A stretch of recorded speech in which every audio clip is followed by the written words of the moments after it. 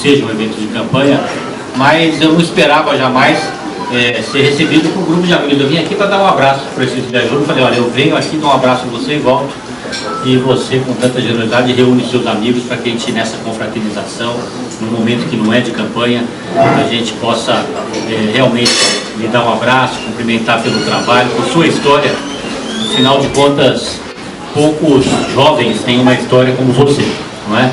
E uma história de muito trabalho, de conquista, de muita experiência a cada momento e a cada espaço que você ocupou na vida pública.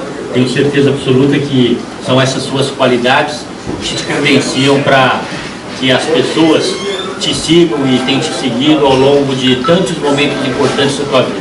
Eu sou um admirador seu, por sua juventude acumulada e associada à experiência, e eu espero efetivamente, ao longo da sua vida, estar ao seu lado, ao lado do seu vice, Luiz Carlos, para que a gente possa efetivamente construir uma cidade de Mossoró cada vez melhor. Você, como prefeito, tem nos prestigiado, trocando ideias, e eu tenho sido muito feliz nos diálogos que tenho tido com você, quando o Fábio e o Robson pediram que a gente, em alguns momentos, transmitisse um pouco das experiências que a gente teve como prefeito de São Paulo, 7 anos como prefeito de São Paulo.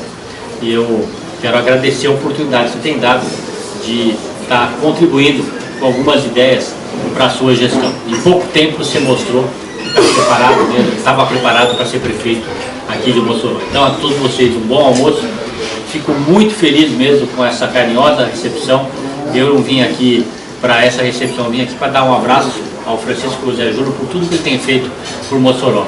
Mas eu vou sair mais feliz ainda, afinal de contas, tive a oportunidade de rever ou encontrar cada um de vocês. Um bom almoço para todos e que possamos ser muito felizes nos projetos que todos nós estamos envolvidos. Um abraço muito fraterno.